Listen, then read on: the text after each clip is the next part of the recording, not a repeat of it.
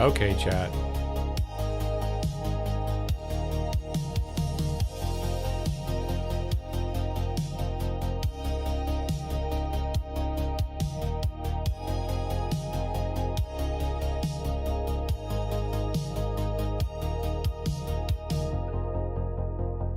Never know, right? What's up? What's up, YouTube? How's my stream look?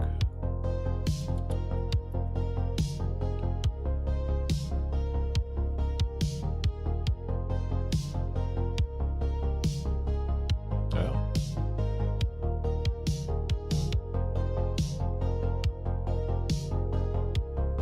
Was chat's having problems? What the fuck?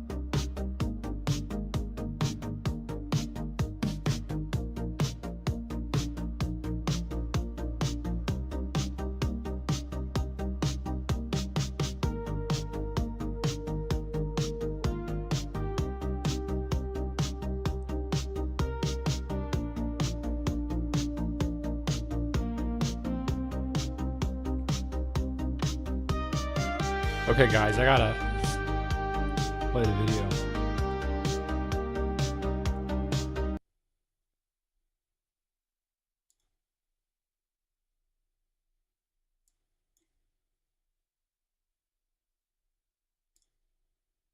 Treated after hearing that our targets would be all power. Welcome to Democracy Now!, democracynow.org, The War and Peace Report. I'm Amy Goodman. Iranian officials are denying President Trump's claims his envoys have had very good and productive conversations with their Iranian counterparts. On Monday, Iran's foreign ministry said there had been no dialogue between the U.S. and Iran, with the top official stating Trump, quote, retreated after hearing that our targets would be all power plants in West Asia, unquote. Iran's denials Monday came as President Trump continued to insist Iran had reached out to him and that talks are going, quote, perfectly. So they called. I didn't call. They called. They want to make a deal. And we are very willing to make a deal. It's got to be a good deal. And it's got to be no more wars, no more nuclear weapons. Trump insisted he'd been in contact with a top and respected Iranian official, but refused to name the person, saying only it wasn't Iran's new supreme leader, Moshtaba Khamenei. Trump also said he would jointly control the Strait of Hormuz personally, along with, quote, whoever the next Ayatollah is, unquote. Meanwhile, the U.S. and Israel are continuing airstrikes across Iran, where the government says more than 1,500 civilians have been killed since February 28th. Huge explosions were reported overnight in Tehran, while other airstrikes targeted the cities of Tabriz, Isfahan, and Karaj, as well as 2 gas facilities and a pipeline. In Israel, Iranian missiles struck several areas of Tel Aviv, injuring several people and setting buildings and cars on fire. Elsewhere, Iranian missiles and drones drones targeted Saudi Arabia, Bahrain, Kuwait, and the United Arab Emirates. We'll have more on the U.S.-Israeli war on Iran after headlines with the former Israeli negotiator, Daniel Levy. In Lebanon, Israeli Defense Minister Israel Katz says his forces will establish a so-called security zone stretching to the Litani River, cutting off Lebanon south from the rest of Lebanon, while indefinitely displacing hundreds of thousands of residents who've been ordered to evacuate their homes. On Monday, Israel's far-right finance minister Bezalel Smotrich said Israel should annex southern Lebanon, with the Litani River as Israel's new northern border. Meanwhile, there's been no let-up in Israeli airstrikes. Earlier today, Israel bombed a residential apartment in the capital Beirut, killing at least 3 people, including a 3-year-old girl. Israel also blew up a bridge in the western Bekaa Valley. This is Ali Attar, a local official who survived an Israeli strike on the town of Chat. After fasting, we were having dinner. All we heard was a strike, a huge boom, and the roar of aircraft. Wow. It left. We went outside to see what had happened. When we got here, we found people collecting body parts from the building. The building had nothing in it, nothing at all, except civilians living there. Lebanon's health ministry reports Israeli attacks have killed more than 1,000 people in Lebanon since early March. More than 1 million are displaced. In Gaza, local and international media outlets report Israeli forces tortured a Palestinian toddler to coerce a confession from his father. According to reports, the child's father, Osama Abu Nasser, was detained near the Al-Maghazi refugee camp Saturday after he came under fire from Israeli soldiers. He was forced to approach an Israeli checkpoint where he was separated from his 18-month-old son, stripped naked, and forced to watch as soldiers used a cigarette to burn one of the toddler's legs while using a nail puncture to the other. This comes as a new report published by a UN expert on Palestine warns Israel systematically torturing Palestinians on a scale that, quote, suggests collective vengeance and destructive intent, unquote. This is Francesca Albanese, UN Special Rapporteur on the occupied Palestinian territory. It's true. Since October 2023, torture has effectively become state policy, sustained by a torturous culture that is socially produced, politically defended, and publicly normalized. The proposed bill on the death penalty for Palestinian detainees marks yet another dangerous escalation. Have therefore recommended that those responsible, including senior officials such as Itamar Ben-Gvir, Bezalel Smotrich, and Israel Katz, be investigated and, where warranted, that arrest warrants be issued. In Cuba, an estimated 11,000 children are awaiting surgery as a U.S. fuel blockade is pushing hospitals to the brink amidst worsening blackouts and supply shortages. Cuba's Deputy Foreign Minister, Carlos Fernando de Casio, said in an interview with NBC's Meet the Press Sunday more than 96,000 Cubans are in need of surgery, but hospitals have been forced to suspend some medical procedures due to limited electricity and as they run out of supplies like syringes and antibiotics. Cuban officials have condemned Trump's intensifying siege on Cuba as energy asphyxiation, as the island has not received any oil imports in more than 3 months, reducing its fuel supply by about 90%. UN experts have condemned the U.S. blockade on Cuba as a violation of international law. In Washington, D.C., Oklahoma Republican Senator Markwayne Mullin has been confirmed as Homeland Security Secretary, installing another Trump loyalist to oversee mass immigration raids and deportations. Mullin was Trump's pick to replace Kristi Noem, who was fired earlier this month. Mullin was confirmed in a 54-45 Senate vote. Republican Senator Rand Paul broke from his party to vote against Mullin. The two clashed at Mullin's confirmation hearing last week, with Paul referring to Mullin as a freaking snake, unquote. Meanwhile, 2 Democrats joined Republicans in backing Mullin, Senators John Fetterman of Pennsylvania and Martin Heinrich of New Mexico. Mullin's confirmation comes as lawmakers warn a DHS partial shutdown could drag into April. Immigration and Customs Enforcement agents, ICE agents, deployed to more than a dozen airports across the U.S. on Monday amidst persistent staffing shortages within the Transportation Security Administration, the TSA, caused by the prolonged partial government shutdown. TSA workers have gone without pay for more than a month, leading many to call in sick or resign. That's led to wait times of up to 6 hours at some airport security lines. This is Pascual Contreras, a union member and TSA worker in Phoenix's Sky Harbor International Airport. On a personal level, I don't think we need them here. We need to be paid. Why would you bring another agency to be TSA when you already have TSA? What I'm getting from some of the officers is that they're just in the way. Now we're on top of having the heavy burden. Now we have to train them in how we do our job.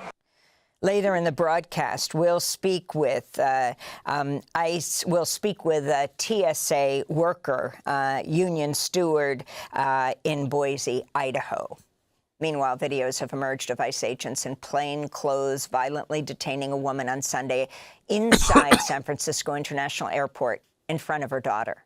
The woman, who's from Guatemala, is seen crying as agents pin her down before dragging and restraining her in a wheelchair. Her daughter was also reportedly in custody as the ICE agents were enforcing a removal order. Bystanders are heard asking the agents to identify themselves, with the officers refusing to say their names or show their badges. The Supreme Court appears poised to overturn a Mississippi law allowing mail-in ballots to be counted as long as they're postmarked by Election Day. On Monday, the court's right-wing majority appeared to reject arguments that mail-in ballots are consistent with federal election laws because voters make their final choices by Election Day. More than 24 states have similar laws, meaning the Supreme Court's ruling expected by June or July could have a big impact on November's midterm elections. Meanwhile, Postmaster General David Steiner is warning the U.S. Postal Service is running out of money and might stop delivering mail by next February unless Congress changes a federal law that caps the agency's borrowing limit at $15 billion. USPS has operated with a deficit almost every fiscal year since 2007. Hawaii's governor has asked the White House for a presidential major disaster declaration after heavy rains and floodwaters forced thousands of people to evacuate their homes on the north shore of Oahu. It's the worst flooding Hawaii has seen in more than 20 years. In North America, a rapid analysis of this month's early spring heat wave by World Weather Attribution has found record-shattering triple-digit March temperatures across the southwestern U.S. would have been virtually impossible if not for climate change. On Monday, the United Nations warned in a new report that concentrations of greenhouse gases have reached all-time highs, with the climate, quote, more out of balance than at any time in observed history. That's crazy, unquote. Chat. Co Barrett of the World Meteorological Organization said the report confirms 2025 was at least the third hottest year on record. It was about 1.43 degrees C above the 1850 to 1900 baseline. Between 2015 and 2025, we experienced the hottest 11 years on record. In 2025, our glaciers continued to retreat and ice continued to melt. The warming ocean and melting land-based ice are driving the long-term rise in global mean sea level rise. And here in New York, nearly 1,000 unionized full-time faculty members at New York University have gone on strike, calling for higher wages, job stability, and for the school to address heavy workloads. The non-tenured faculty members are represented by the Contract Faculty United UAW union, which had been negotiating with NYU's administration for a fair contract that would address pay inequities between non-tenured and tenured staff. The CFU UAW said on social media, quote, "We're dismayed that the administration prefers the disruption of a strike to settling a fair contract," unquote. Classes have not been canceled. And those are some of the headlines. This is Democracy Now!, democracynow.org, the War and Peace Report. I'm Amy Goodman in New York, joined by, for the first time in 6 years, except for yesterday, Juan Gonzalez, also in New York. It's great to be with you again, Juan. Thanks, Amy, and welcome to all of our listeners and viewers across the country and around the world. Thanks for watching Democracy Now! On YouTube. Subscribe to the channel and turn on notifications to make sure you never miss a video. And for more of our audience-supported journalism, go to democracynow.org, where you can download our news app, sign up for our newsletter, subscribe to the daily podcast, and so much more.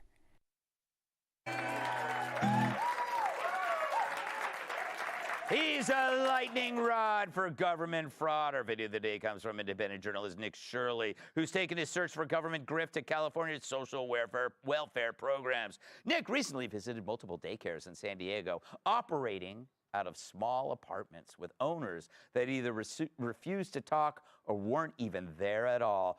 Watch. We just arrived at the daycare. We have 2 kids out here. I don't know if they're members of the daycare. There's no oversight right here. Can we talk to your teacher? Is your teacher there? So this is the first child we've ever encountered at one of these daycares. There's 2 kids out here right now, and we're gonna see if we can talk to the licensee. Can we talk to the adult? He is not here. Not here. Yeah. So you guys all by yourself? Yeah. No, because he's by myself. Yeah, okay, that's concerning. No one's watching those children, and they're all by themselves. Ugh. Their faces are all covered with blurry garbage. Clean that up. Then it was hospice care programs. Many in LA were what looked to be like shell companies funding their owners' life of luxury. This time, instead of tiny apartment units, these businesses were operating out of old hotel rooms. All these buildings are all hospice centers. Let's see if Grandma could check herself into this one. Oh my God, dude, this guy. Chat. We're knocking the door. No one's coming. We look inside the window. Fuck. Empty building. In 2023, this place received $1.3 million. Not a single piece of furniture. Nothing. Insane. This is insane. Mercedes-Benz driving out. Where can we open a hospice at? We'd like to open up a hospice. Get a Maybach just like you. So is this how I can get a Maybach by opening up my own hospice? So what do you think about all this hospice fraud? Sir, you're in the Cybertruck, driving away, taking money from old people. Yet he's just driving away in his Cybertruck, won't even answer any questions. Meanwhile, Gavin Newsom's press office responded with a flippant AI post. If you could look at it, How is that an implying that Nick is a pedophile. Great move, Gav. Calling someone who's helping you save your state a pedophile. Further proof that Newsom's still hopeless at putting out fire. I mean, he is asking where the kids are, you fucking loser. He is out there going like, hey, where are the kids? Why am at my fucking daycare going, where are the kids? Period. Kat, I don't know where to start here, except that's really a terrible response. Could you imagine if he had shown some interest? Yes. In it wouldn't have hurt him politically, I wouldn't think. Thanks, Nick. For it to be, hey, thanks, Nick. You know what? He wouldn't even have to actually do anything, because let's be honest, most people in the government never do. Yes. But just to have a political win of like, you know what? That is interesting. I'm going to look in this room of children that's there with no supervision. Yes. Don't just call him a pedophile. I'm going to look into you could have actually, I mean, doesn't he, it's pretty clear he has aspirations on a national stage, right? Yes. That would have been an opportunity for him to do something like that. I mean, it's just, we're so broken at this point where it's like, we see stuff like this, and it's like, oh, well, that's a politician that I do like, so I'm going to find a way to, it's like, we should all be pissed off about this. That our money, that our taxes, we pay so much money in taxes, and you get smeared by people if you complain about it. Like, oh, you don't care about blah, blah, blah, blah, blah. But it's like, no, it's just the money. It's like we said, in New York, $81,000 in a fiscal year for each homeless person. Yeah. I mean, you look at that, it's not that you don't want to help, it's that I'm well aware, I know enough that the money isn't helping anyone. Right, and you know what? When I heard about the $81,000 per homeless person, it made me glad that I didn't give them money. Tyrus, I love that it's like they don't even try. They have a hospice in a hotel room. Well, because they haven't had a reason, because they have the protection of the Okay, sure, dude. Yeah. Nice hat, bro. Made a point where it's like, why wouldn't he help? Holy Because shit. He's this not is what wearing a politicians fucking do. They baseball look the other cap? way. The money ends up somewhere. It always ends up back in a campaign or somewhere. I mean, there's a reason why they attacked him. My advice, Nick, is keep going. Increase your security. No, but here's why. Here's why. It's just when you confront somebody about something and their reaction is defensive, or in this case, they took a ground game. They're trying to smear him like he's a pedophile or a sexual deviant, because that will get more pickups from mainstream media than it would be the fact that trillions of dollars across this country have been laundered through helping human beings to load the pockets. All those people that were driving out in those cars, they still got to pay someone else who pays someone else. It's a long train. Sure, dude. And again, if he's not, I would love for him to come out and show us how, as governor, and he was not aware of this. Just like with Tim Walz, he was not. They're always never aware of it, but when you come to them with, we got a guy who has evidence, they attack the guy with the evidence. Which, and I didn't go to Harvard. I went to a little teaching school in Nebraska, and I'm not a scientist, and I'm not an economics engineer, whatever the hell it is, but I know a crook when I see one. And this is no different than anybody else that's stealing from one group, and you go to them, and the people that they're paying off are telling you to shut up. And that's what they're telling him, to shut up. You know, Jamie, Nick Shirley, the guy there, he's 23 years old. He's having such a huge impact. It must make you feel terrible that as a, at least you're twice his age. Yeah. And you've never made an impact on anything. It's just got to eat your insides right now. Yeah. It's weird. It does it more when you talk about it so directly. Yeah. Maybe you could have pulled him aside after the show. If I was Gavin Newsom, or as I like to call him, Jean-Fraud Van Damme, I would hire Nick Shirley, and I would fire the third grader that runs their Twitter account. Yes. I would hire him. I would put him right on the thing. And I don't know if you got, I watched the entire 40-minute segment, by the way. Some of these names, these are all real, were better than other ones. One of the hospice names, it was called Healing Miracle. And I was like, oh, that's a pretty good one. That's where I want to go. Another one, no joke, was called Garden Angels. Not Guardian Angels. Garden Angels. Like, that's a landscaping place. That's better than Leering Center. It's right there with Leering. One of them was called In and Out Hospice. That's not good.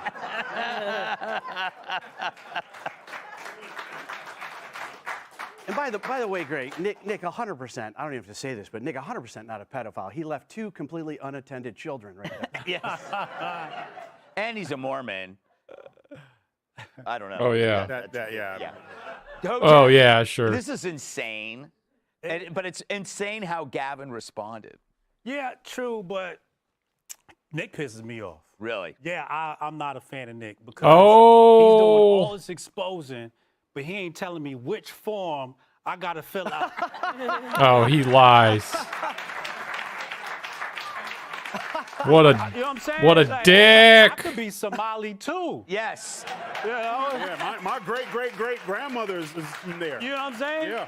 You know, look at me. I am the captain now. You know, I could do this. Why not? Why not? Why are we the ones being ripped off? That's what I'm saying. Yeah, get a piece of it. We'll split it. But That sucks. You know what else he's actually? We're gonna definitely split that. But you know God, what I else hate he's this really guy. exposing on a serious note, I think it's Really? the fact that there's so much available capital in America, and us, the Americans, aren't going and finding out how to get.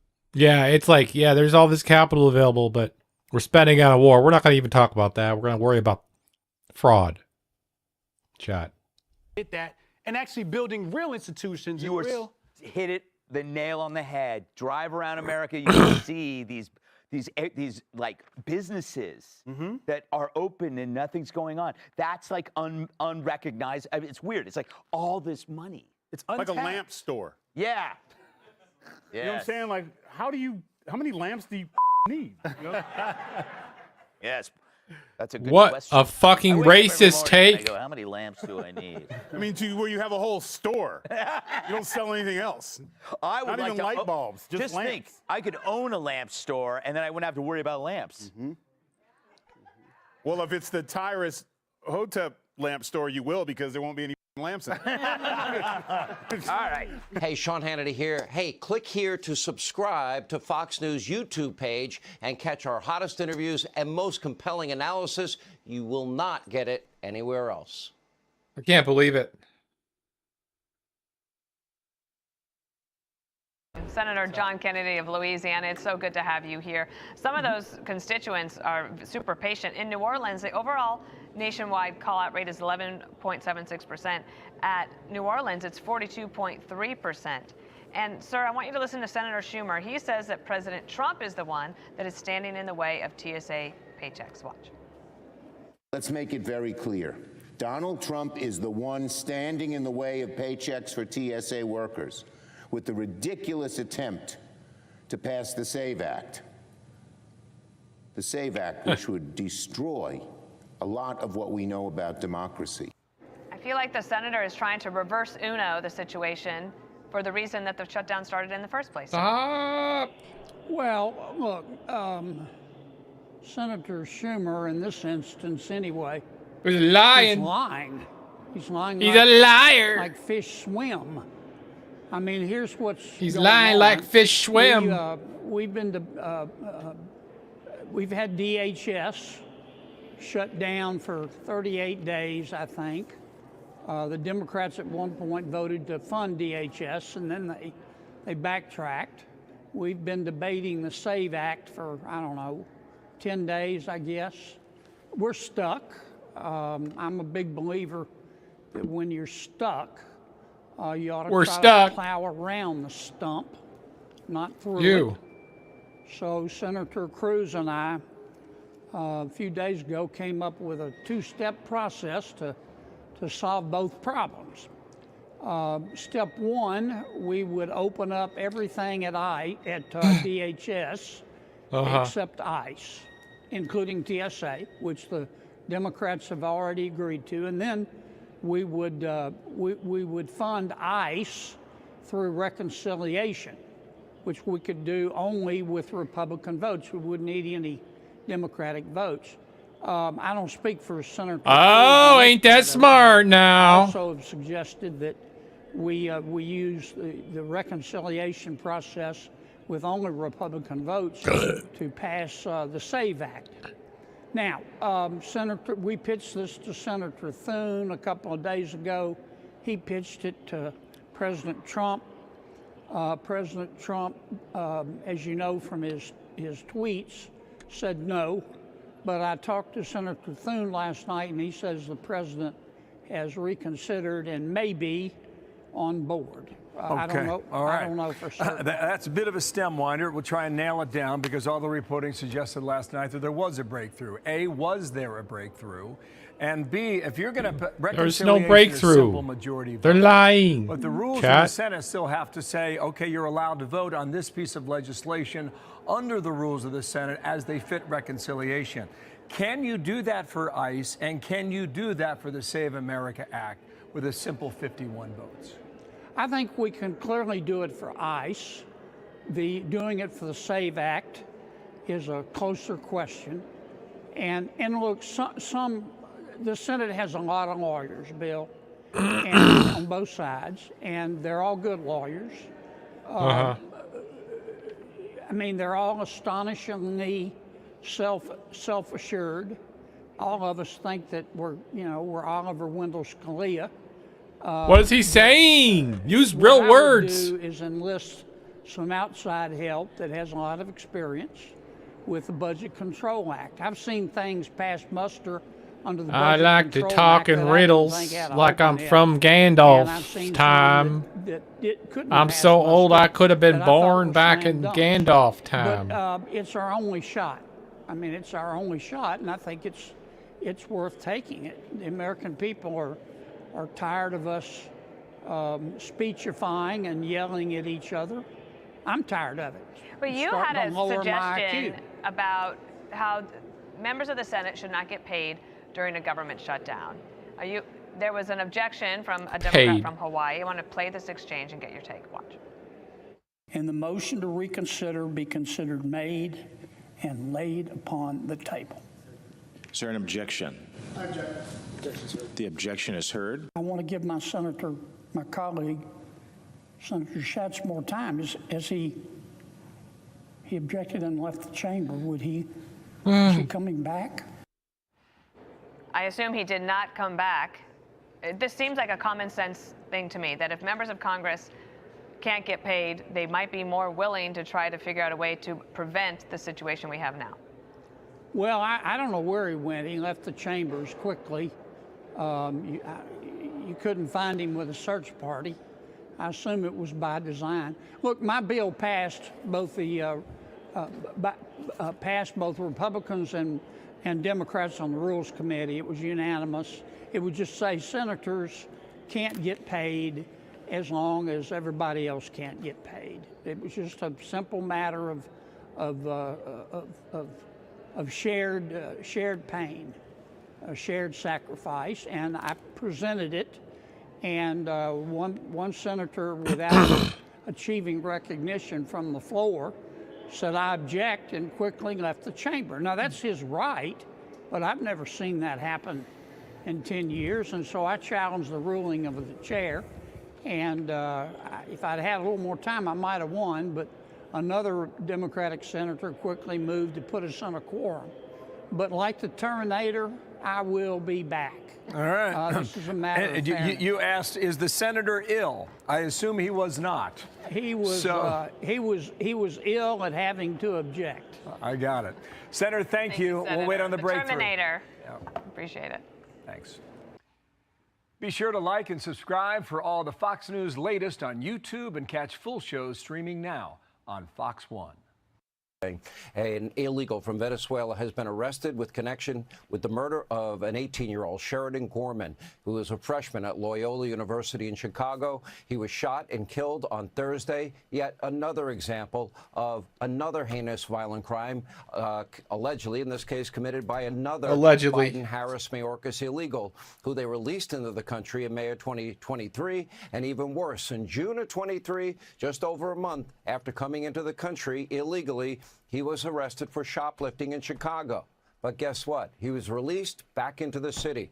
Now, of course, while he did condemn the crime and call for accountability for the perpetrator in a statement to Fox News, Illinois wannabe President Governor J.B. Pritzker made no mention of the public safety threat that his state's sanctuary status has caused. And instead, he attacked President Trump, accused him of politicizing the murder that never should have happened. Meanwhile, ICE agents began deployment to airports, as we told you, all across the country today, and prompted a predictable meltdown from the left.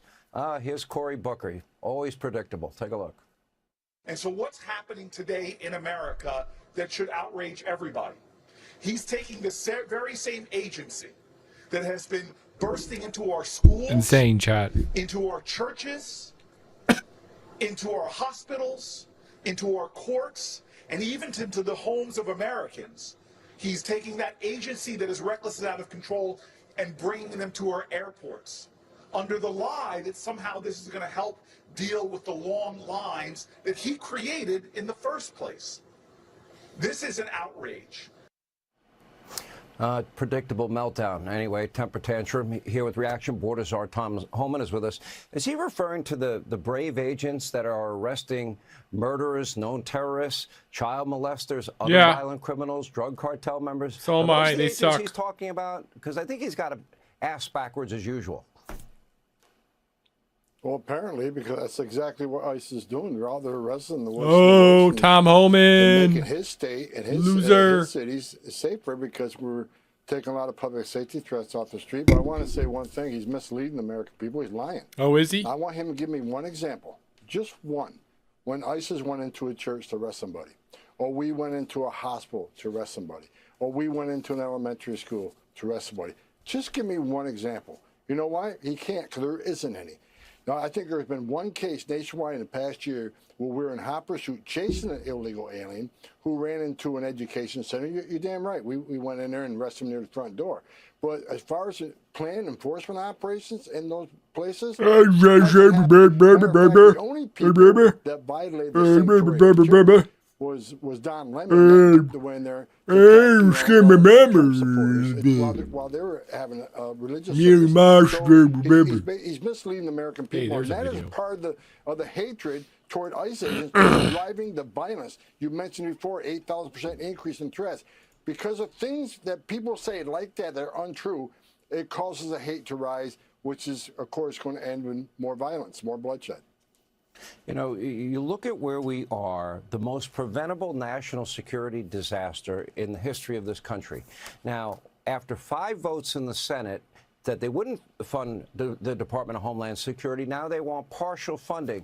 But here are the restrictions. They won't fund ICE, and they will insist that ICE agents cannot wear a mask. After the threat level is up 8,000%, after these guys have been attacked, after they have been doxxed, I mean, I don't like that idea at all. I don't think it's safe for them.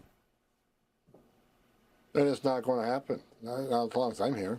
I mean, the men and women of ICE, not only are they being doxxed, their spouses and children are being doxxed. I know that from my first-hand experience. So, you know, he's still saying that? They don't wear masks as long as they're doing, you know, these fuck operations in the street, you, looking for the bad guy. I mean, once the hatred stops, once people like Cory Booker stop saying the things he's saying, maybe the hate will reduce. Then maybe we can think about the masks. But these officers' identification, they have badges and badge numbers. Border Patrol has their last name on uniform. You want to know who these people are?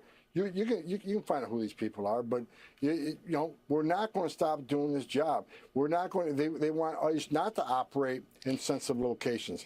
Here's what I said from day one: there is no sanctuary, there is no safe zone for significant public safety threats and national security threats. Those are the people we need to arrest and deport from the country, and we're going to keep doing it. We're going to keep doing it. Venezuelan illegal had been caught and released by the Biden administration. We're gonna. I mean, what can you ever say to the family? I think there were 2 telling moments. Hate this guy. A little over a year ago, when the Democrats wouldn't stand for Laken Riley's family or Jocelyn Gary's family.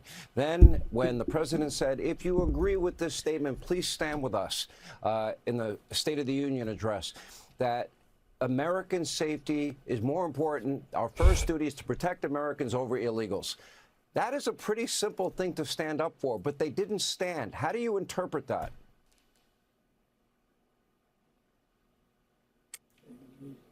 They hate Trump more than they love their communities. They hate Trump more than they take this, the safety and security of our communities. Look, fuck you. Another one. And I've been fighting sanctuary cities for 10 years. I have met hundreds of angel moms and dads who buried their children because their children were killed by an illegal alien. And I can't tell you how many young women just in the past couple of years would be alive today. You know, whether it's Rachel Moran or whether it's, you know, Laken Riley, whether it's just young lady. If they would simply just work with ICE, if their law enforcement would work with ICE, that's all I keep saying. Sorry, when chat. they arrest illegal aliens for crimes, we could save countless lives in this country. I don't understand it. I don't get it. DHS funding is interconnected. Speaking of correct. fucking The Bannon. SAVE Act. What does the SAVE Act require? Proof of citizenship and voter ID. Why would any elected official be against that? You need voter ID to get into their convention every 4 years. Or you need picture ID. Why would any member of Congress? Why would any member of Congress defund the Transportation Security Administration that protects our skies? Why would they defund Coast Guard? Why would they defund CISA against cyber attacks? Why would they defund FEMA? I mean, you're talking about not funding the Department of Homeland Security, which is their #1 responsibility as a representative in Congress to protect this country. And they're voting not to protect this country. And look, Donald Trump made a brilliant move this week, and he called me, he says, let's send ICE to the airport. I thought it was a smart move. And we're filling the holes. The wait lines are already dropped. Plus, we're doing a security function at the airport. We're going to arrest criminals going through this airport. We're going to look for human trafficking, sex trafficking, money, money smuggling. We're going to be at the airports working with our brothers and sisters of TSA. They're our brothers and sisters within DHS. President Our Trump brothers made a and smart sisters. move. We're Meantime, going to keep the TSA's like, get the fuck out, ICE. American people to those lines quicker, and we're not going to give up President Trump's promise to American people to make this country safer every day, and that's what we're going to keep doing. Tom Homan, we're grateful for you and all these guys that put their lives on the line to get the worst of the worst. We appreciate you being with us. Here with more. Hey, Sean Hannity here. Hey, click here to subscribe to Fox News YouTube page and catch our hottest interviews and most compelling analysis. You will not get it anywhere else. We're also learning more about the rates at which the Trump administration is detaining undocumented parents of children who are U.S. citizens. ProPublica found that in the first 7 months of President Trump's second term, the administration detained the parents of more than 11,000 U.S. citizens. That's an average of more than 50 kids a day having a parent pulled into detention. ProPublica used data from the University of Washington Center for Human Rights as part of a public records lawsuit. And the piece highlights one family, parents Doris Flores and Edulio Velasquez, who were taken from their daughters, an 8-year-old and a 4-month-old who was still breastfeeding. And Doris left them in the hands of her pastor and his wife. Current and former officials from DHS told ProPublica that these types of separations are not a violation of policy. Noting guidelines on officer discretion have changed.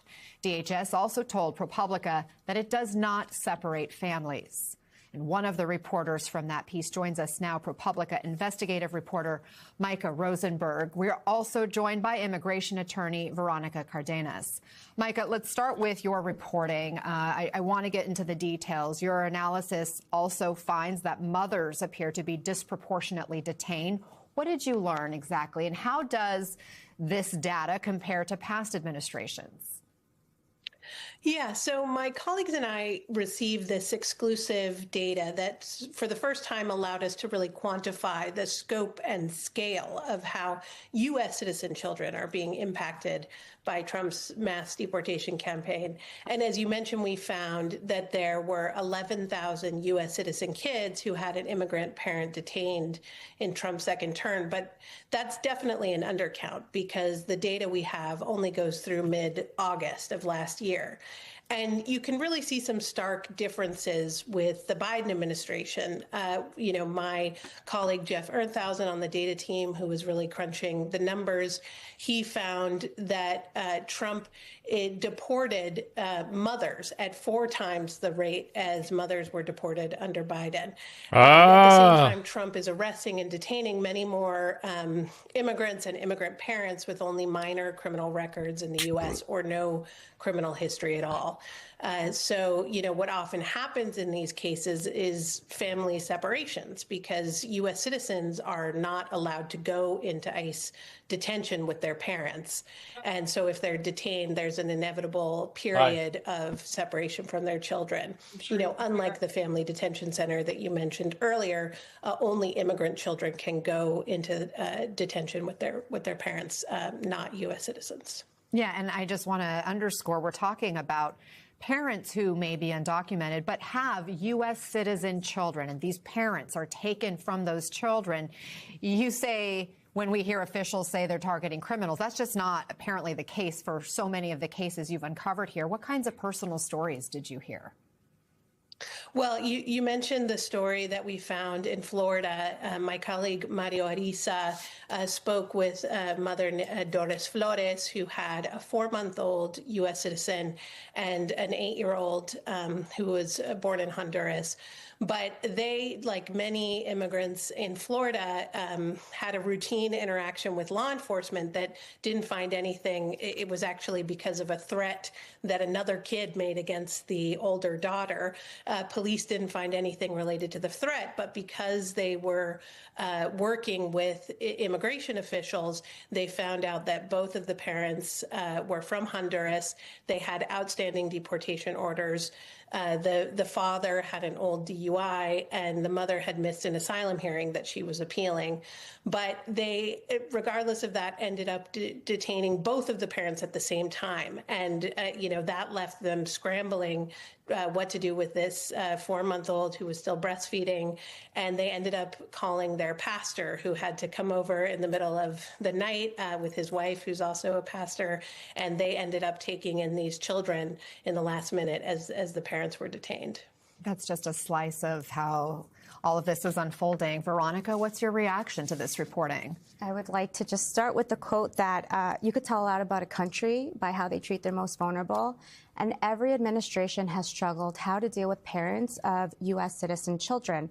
Prior administrations haven't gotten it right, but what we've seen with this administration in particular is that as a matter of policy, they're breaking what historically has been done. So U.S. citizen children have to be exceptional. First-generation citizens have to be exceptional because baked into immigration law is this requirement of exceptionalism to save for U.S. citizen children to save their parents. So they already account for some type of family separation and hardship stemming from that family separation. What we're seeing this administration doing, though, and what he has tried to do since January of 2025 is reduce citizenship for children born in the United States, born to undocumented parents, to nothing. So we see this citizenship not protecting them. Once a person is detained, once their parents are detained, if the child can't prove that they will suffer hardship beyond what family separation is expected to, their parents will be deported. And most likely, if we're talking about a 6-month-old, a 13-year-old, they may have to be removed with their parents also. Wow, and we, of course, have that birthright citizenship case before the Supreme Court being argued just next week. Right. Micah's piece also points out that the Trump administration officials had revised a document advising how ICE officers should interact with these families, and specifically the parents, removing the word humane. Your thoughts on the significance of that, and how does that line up with some of the newer cases you're taking on? It actually describes all of the cases that I'm taking on. There was one incident in New Jersey in particular where they detained both parents. They took them and they left the children in the car. Like they're not thinking about procedurally what are we supposed to be doing with United States citizen children when we're taking away their parents. And so most of the actions under this administration removes the word humane from all of immigration, which is something that prior administrations have tried to put in some place.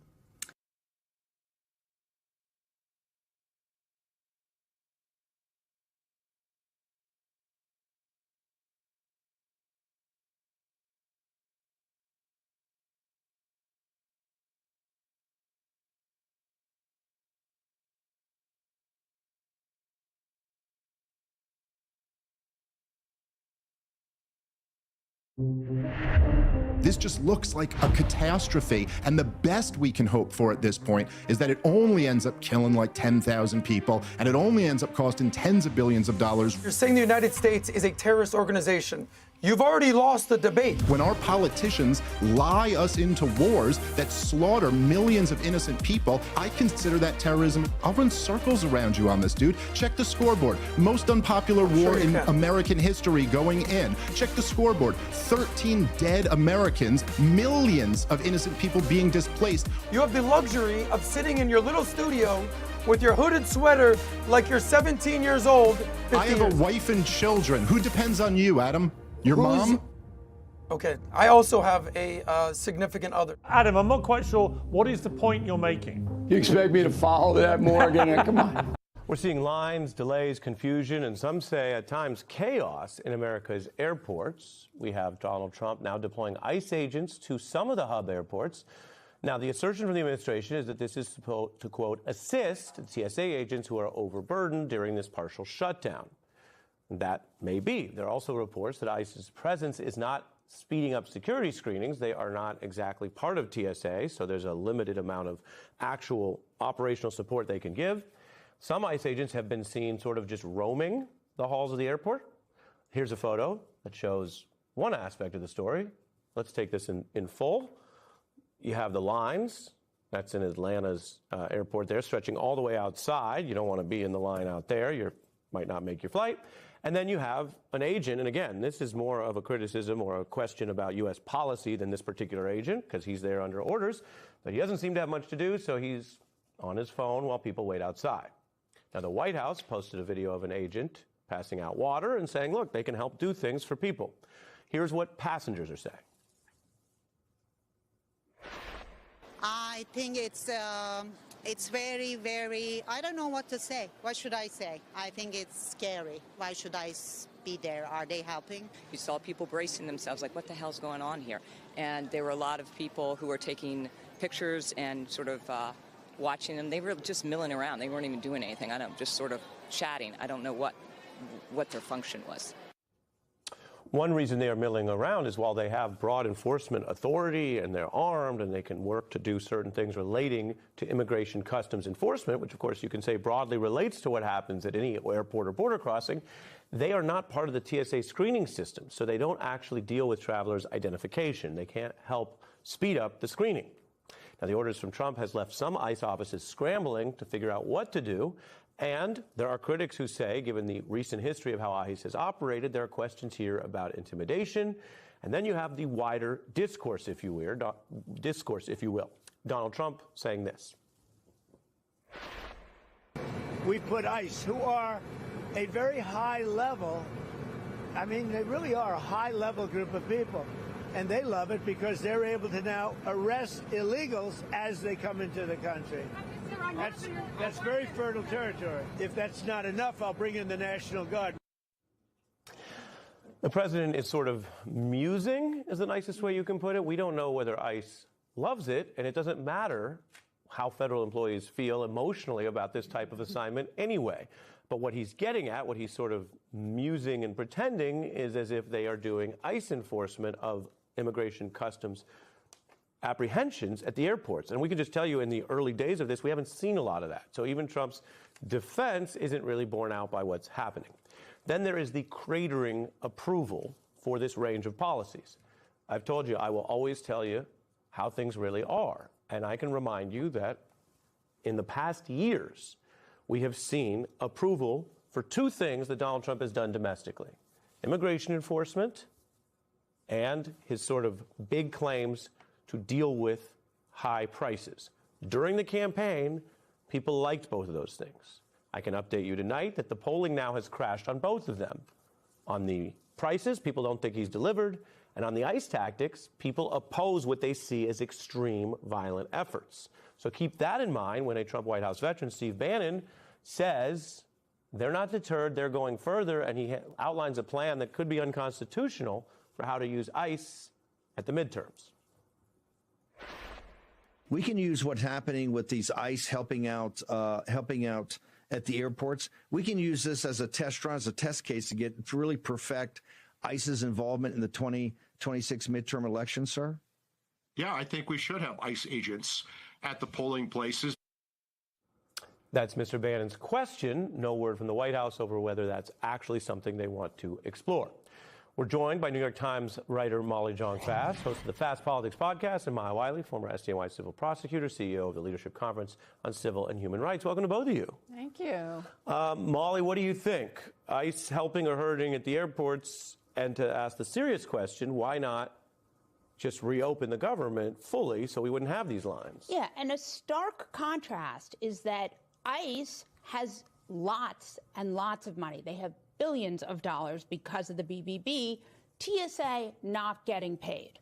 So I think it's really important to realize, like, this is not popular and people don't like it. The optics of it are very bad, but it's also reminding people that there is this paramilitary force that a lot of them know about because of the killing of Renee Good and Alex Preddy, who are now in airports wearing bulletproof vests, a lot of them carrying some, things that are weapon-like, if not guns, and are there just milling around. And I think that already this is not popular, and I think that seeing more of it in airports when they're not actually speeding things up is going to be worse.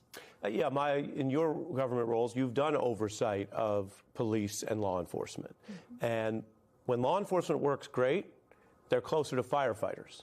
And people say, great, they're here, we need your help. And when law enforcement under policy or direction are not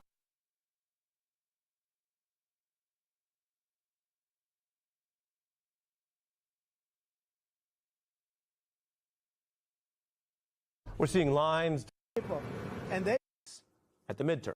What do you think? ICE helping or hurting at the airports? And to ask the serious question, why not just reopen the government fully so we wouldn't have these lines? Yeah, and a stark contrast is that ICE has lots and lots of money. They have billions of dollars because of the BBB.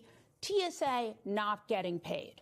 So I think it's really important to realize, like, this is not popular and people don't like it. The optics of it are very bad, but it's also reminding people that there is this paramilitary force that a lot of them know about because of the killing of Renee Good and Alex Preddy, who are now in airports wearing bulletproof vests, a lot of them carrying some, things that are weapon-like, if not guns, and are there just milling around. And I think that already this is not popular, and I think that seeing more of it in airports when they're not actually speeding things up is going to be worse.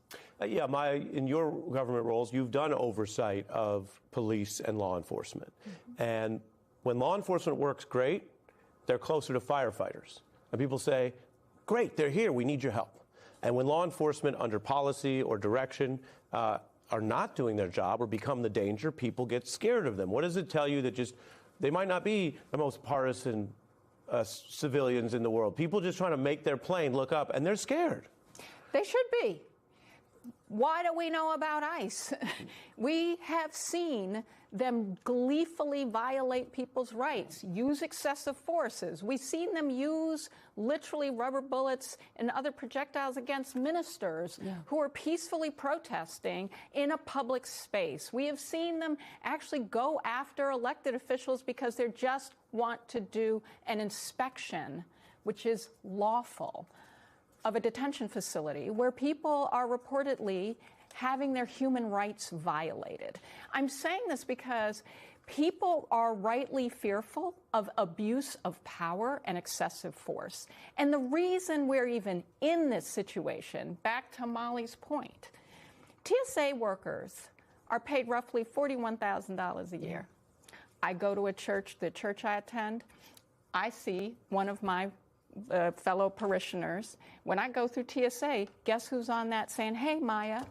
Someone who goes to my church. These are people, but you know what we've done?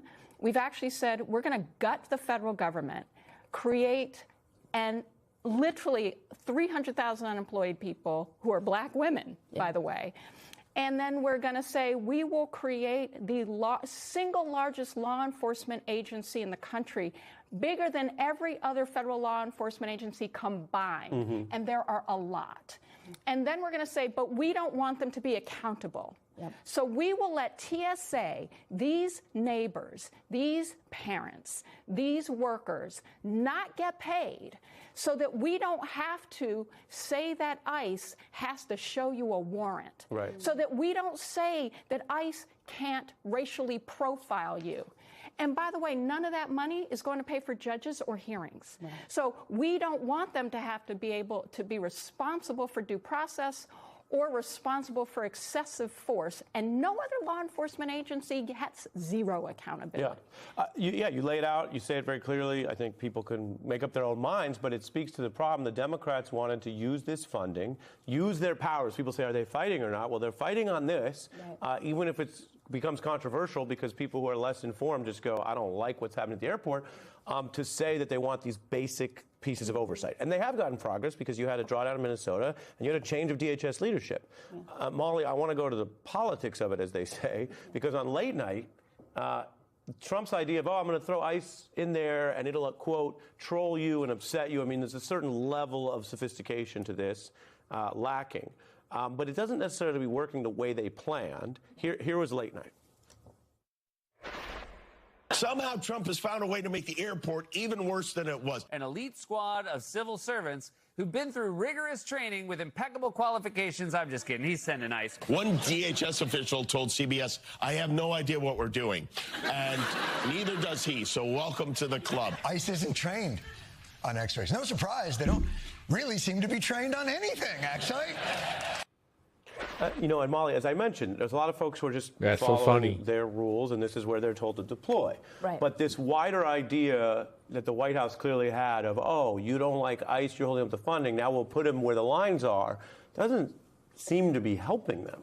Yeah, and I want to point something else out here, which is that Donald Trump and Kristi Noem, who's no longer in her post, were very insistent that these ICE officers needed to wear masks because otherwise they would be doxxed. Now they are in airports not wearing masks. Not identifying themselves. Not identifying themselves. San Francisco not wearing uniforms. Right, but not wearing masks. And I think Oh, it's not a wearing really uniforms good in San point here Francisco? Because they're Okay. whole, all of these excuses.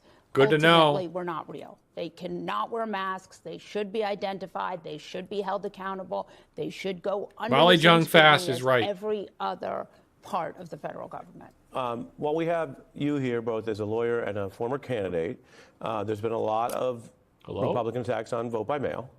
And then you say, okay, well, is it secure? was Can that? we do it? That's what some people ask, and people want to learn. They're wondering why they're hearing so much hype about this. What's happening right now? I have a New York Times headline here. Trump calls mail-in voting cheating and just voted by mail. His mail vote comes as he torpedoed negotiations on the shutdown and demands, of course, this new legislation that would make it harder to vote the way he just voted. I'm curious, Maya, if you think that matters. Yeah, he mailed his vote to Florida because that's exactly where he It lives. shows the utter hypocrisy. But it also, like so many things, that Mail-in voting. I'm going to mail in my vote tomorrow. But mail-in voting is bad. It's more about what they think benefits I can do them it twice. in I'd always do it politics. twice. Not in politics in terms of earning voters, but in terms of the process and the creating more difficulty for voters to vote who they think may not vote for them.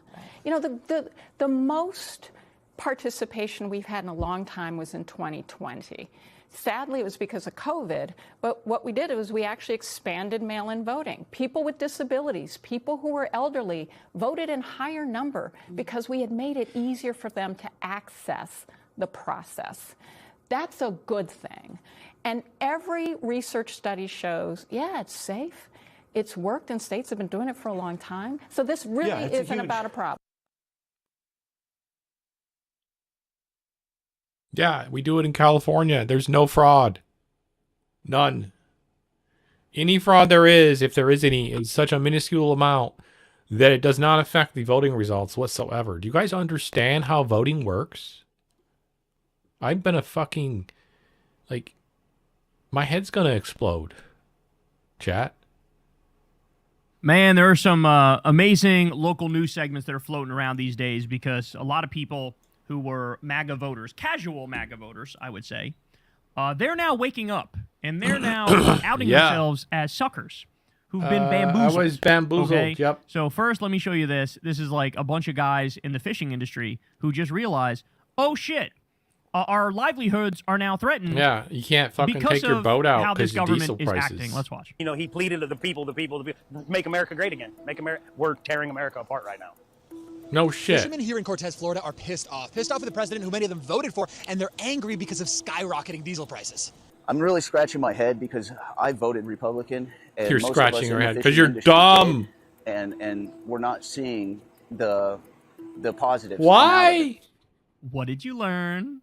What did Why you learn? did you vote for Please a tell me. fucking fascist? You guys were warned. Thanks, Kyle. There's a few people who are still, obviously there's the real death cultists, the Kool-Aid drinkers who still think everything's awesome. But then there's also some who are trying to fall back still on false equivalence and say, actually, Kamala would have been just as bad. Those arguments are completely and utterly untenable and absurd at this point. They are preposterous things to say and believe at this point. But all of the normie MAGA types, people like this are going, as soon as it comes for their wallet, they're like, you know what, man, I don't know about this whole thing anymore.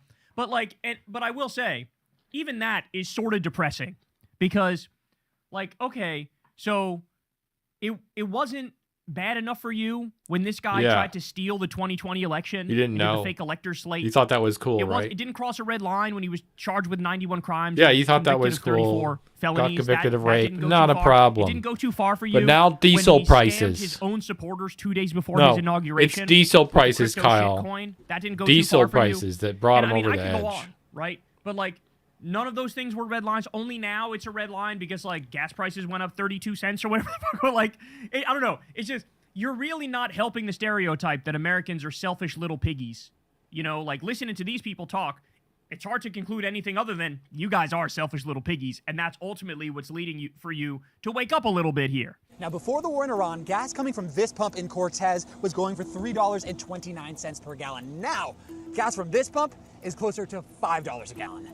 And for boats like this one, Linnea, which is about to go out on a 2-week sword fishing trip, it needs 4,600 gallons of diesel. And with prices like these, that's making business unsustainable. All of that on top of the fact that these fishermen are also having to contend with President Trump's erratic tariff policy. When the tariffs initially went into effect, there was a huge jump in all of our tackle and supplies. And even though the tariff percentages were rolled back a little bit, our suppliers never rolled back their prices.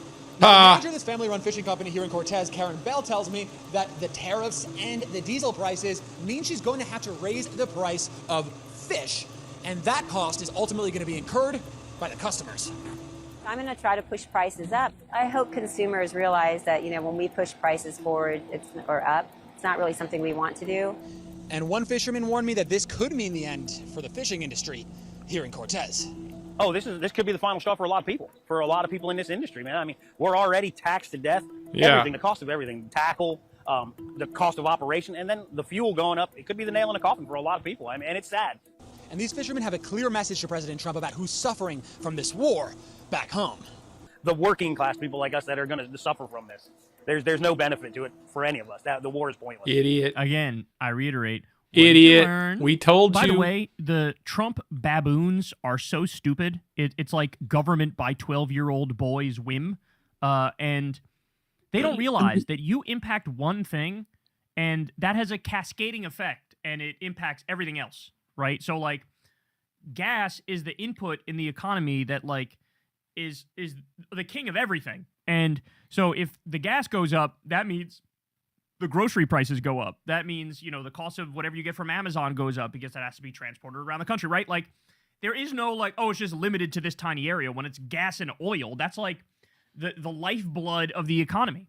And so where we're at right now, we're already looking at $4 a gallon or maybe more as we speak. And that shit might keep going up, Where do you bro. live, Kyle? You have the Iranian government going, oh, we can make it $200 a barrel, bro. No problem whatsoever. Like, we're on that right now.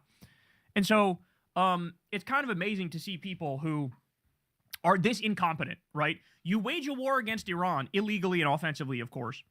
And then within 2 weeks, you're like, oh, we're unsanctioning Iranian oil. You're going to give millions more dollars to a government that you're currently fighting a war against for them to then use that money to get more weapons and attack you more? Like I said, baboon government. Like, these people are idiots. They're idiots. Kyle, you shouldn't agree with sanctions anyway. There's an old though. saying, right? Like, oh, sanctions we're playing suck. chess, not checkers. Well, I got bad news for you. We're not playing chess. You shouldn't agree We're with not playing having the checkers. sanctions. We're They don't. playing with our feces, Sanctions rolling it up don't into work. little balls in the corner and eating it.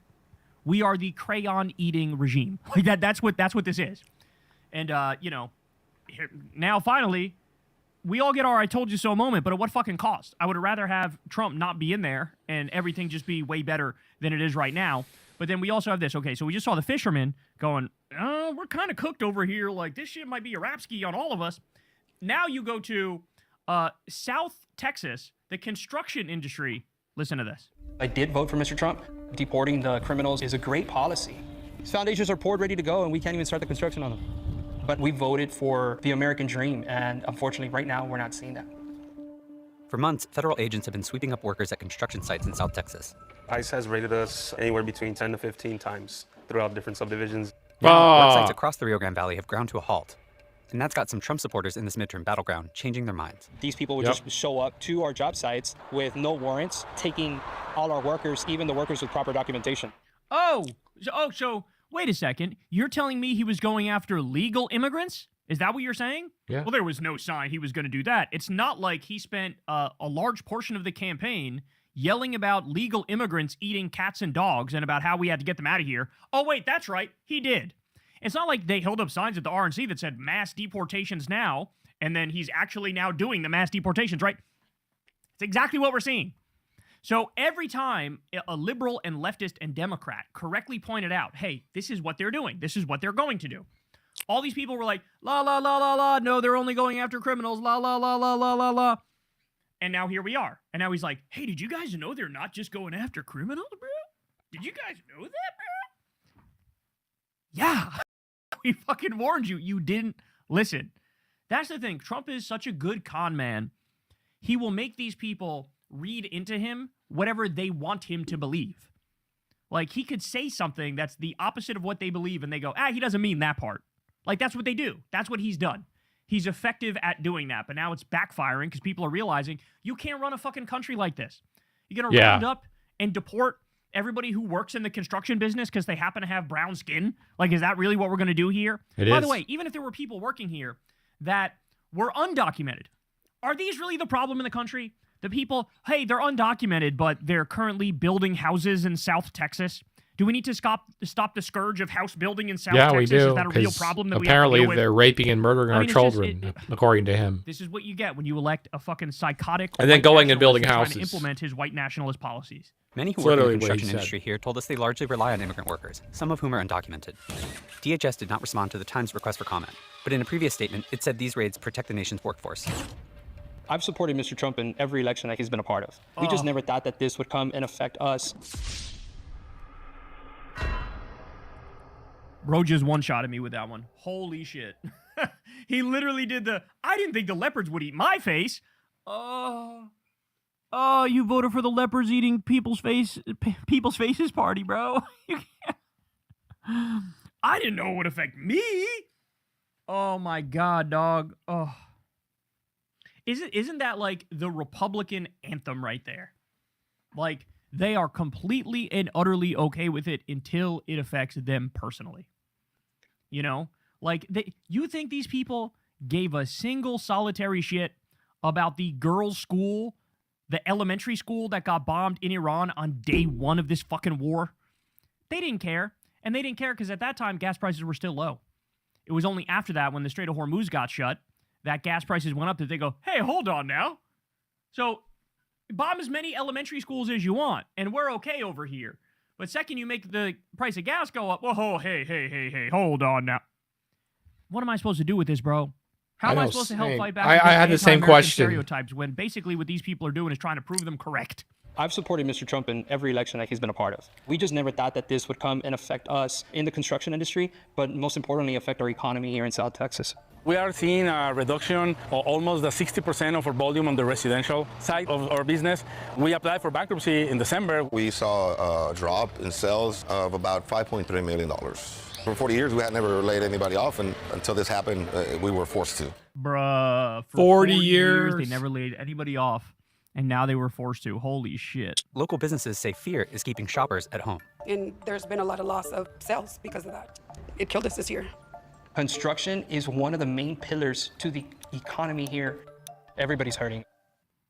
In the Rio Grande Valley, two of President Trump's top priorities, the economy and mass deportation, are colliding as ICE raids upend the construction industry. By the way, you wonder why the Trump regime just came out the other day and said, hey, House Republicans, we have a great idea. Don't say mass deportation anymore. And by the way, the House Republicans were like, we were telling you that months ago. And the Trump regime goes, okay, but for real though, like, it turns out it's actually not helping us. It might even be hurting us a little bit, ski. So, like, just don't say it anymore. And I love how that's the reaction, because of course with Stephen Miller, the Nazi, like, he feels like, oh, we're never going to stop doing the mass deportations. But their brilliant idea is like, just don't say the words. Yeah.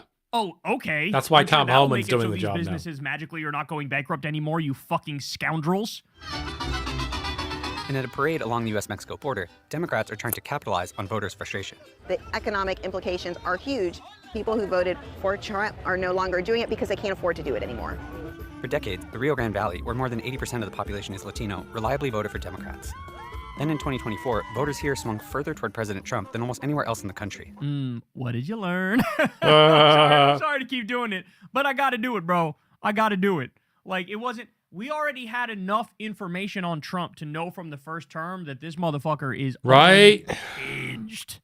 And, like, they still voted for him. But I did... This is an and I told you so moment in multiple ways for me, though, because I said that there's no way that his new coalition, where he, like, won with independents and did better with young voters and did better with some minority groups, the Republicans were acting like that. Oh, this shit is set in stone. Now we got these groups going into the future. I was like, I don't think it's going to last. Because, again, give the Republicans the House, the Senate, the White House, and the courts, and just watch this entire country go up in flames, like, instantly.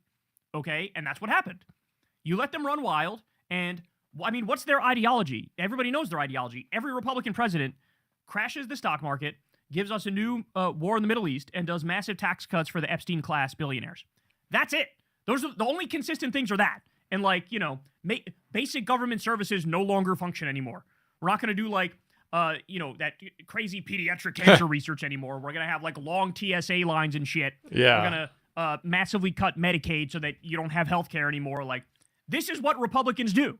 So you give them free reign, and it is a fucking nightmare. People go sprinting back into the arms of Democrats. You know, I think Democrats stopped showing up here. They took this community for granted, and so when Republican politicians showed up and made big promises, people took a chance. A year later, we're seeing those promises weren't kept. So we were going to build 196 apartments here in a year, but because of all the ICE raids and all the enforcements that we've been seeing, it's going to take us 3 years now to go ahead and finish this development. County property records show these slowdowns have spread throughout the industry as banks that lend to home builders report fewer transactions. We were seeing certain banks that did that kind of lending suddenly have much slower activity. Those numbers were declining about 30 to 40%. We weren't sure why exactly, and I started asking some of these lenders, what is going on? We found out that they were struggling to keep their people on the jobs because of ICE. In February, Mario requested a meeting with ICE through his congressional representatives. He went to Washington, D.C. with a few other builders and pleaded with them to ease up on job sites in South Texas. They basically told us that if a construction site is not fenced in, it's considered public property, and that's why they don't have to show a warrant. So we started fencing in all our properties. Oh, my God, bro. Oh, my God. But look, I got some bad news for dude. They don't give a fuck anyway about warrants. We just, you know, we saw this whole thing happening in Minnesota and elsewhere. You literally have ICE now training their people and telling them, like, oh, you don't need a warrant. Or, oh, sure, you need a warrant, but an administrative warrant will do just as good as a judicial warrant. And an administrative warrant is like another ICE officer writes down, like, I am allowing you to go into the house and hands it to you. Like, it doesn't, under the law, that's not the case. You actually need a real warrant, but they're acting like they don't. And, like, nobody's fucking checking their asses. When the courts say, hey, you can't do that, they go, okay, and then they keep doing it. Right? So, but now, giving them extra fucking work for nothing, and hey, now you got to put up fences all around your shit. Oh my God. He said that after the meeting, ICE activity at job sites did decline, but the damage had already been done. I hope they realize that this is really, really affecting us, and it's affecting the way that we feel towards the administration. Damn, son. Damn. Look, bottom line is, Republican policies are cruel, but they also just fundamentally don't work. Yeah. Like, there's a fact As that you can was see. floating around online, which when I first saw it, I went, that's not right. It can't be real. I got to fact check that. And then I did, and it turned out it was true. I don't know when the start date was, but, like, in modern American history, 97% of the job growth in the private sector is all under Democratic presidents. So absurd, it sounds fake, right? Turns out it's real. 97% of job creation in modern American history has happened under Democratic presidents. This is what you get with Republican governance. They don't care about second-order consequences, third-order consequences. They don't, like, actually do the hard work to figure it out, to, like, game it out. I mean, look at the war with Iran. Like, they don't know what the fuck they have no idea what the fuck they're doing. No idea whatsoever. No idea how to open the Strait of Hormuz. Total fucking mess. Flailing completely. Trump is, every day Trump goes out and says, we won the war, it's actually over, it's amazing. And then, you know, 5 minutes later, he's like, you better open the Strait of Hormuz, you're being way too tough on us. Just back, forth. And it's like that with everything. And here we are. Now you see people in the construction business hurting massively, people in the fishing business hurting massively. And, you know, extrapolate this out, because it's not just them. This whole country is on the motherfucking brink, and we all know why. Hey, y'all, do me a favor and like and subscribe. It helps out big time in the algorithm. Click the bell as well for notifications when videos drop. And watch that video on screen right now. This just looks like a catastrophe, and the best we can hope for at this point is that it only ends up killing like 10,000 people, and it only ends up costing tens of billions of dollars. You're saying the United States is a terrorist organization. You've already lost the debate. When our politicians lie us into wars that slaughter millions of innocent people, I consider that terrorism. I'll run circles around you on this, dude. Check the scoreboard. Most unpopular war in American history going in. Check the scoreboard. 13 dead Americans, millions of innocent people being displaced. You have the luxury of sitting in your little studio with your hooded sweater like you're 17 years old.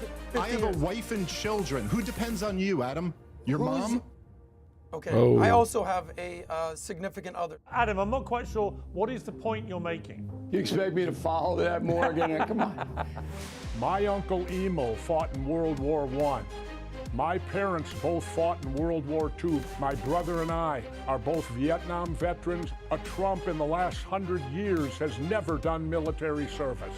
Well, Barron, you can change that. Do something your father didn't have the courage to do. Well, returning now to the so-called MAGA war, the debate over the extent to which a very real war on Iran has divided Trump's base and put a millstone on his successor's neck. The top podcasts in the US currently include Tucker Carlson, Theo Von, Sean Ryan, Candace Owens, and of course Joe Rogan. They're all influential people with big platforms who supported Trump's re-election, but have all spoken out against the Iran war. Vehemently pro-war broadcasters like Mark Levin and Ben Shapiro are nowhere to be seen at the top of these charts, even as they take pot shots at the dissenting podcasters and at YouTube shows like Megyn Kelly's and mine. All of this has fueled some hasty revisionism on a new media ecosystem hailed as mighty and powerful by Trump after winning what many mainstream commentators called the podcast election. Alas, none of that is true. The narrative that MAGA is split over Iran, beloved by the liberal media and the anti-Israel far left and right, is complete fiction. Far from a betrayal, poll after poll after poll has found massive, overwhelming support for the president's strikes on Iran among Republican voters. There are numbers that just jump off the screen at you, and this is one of those. Because just take a look here. MAGA GOP view of Trump. Approve 100%. 100%. If you are a member of MAGA and the GOP, you approve of Donald John Trump. 0% say that they disapprove. You don't have to be a mathematical genius to know you can't go higher than 100%. Right now, there's a big fight going on between Megyn Kelly and Ben Shapiro about Candace Owens. And as it plays out, it's very important to remember that the most common reaction to it from Americans is, I don't know who any of these people are, and I don't know what the fuck you're talking about.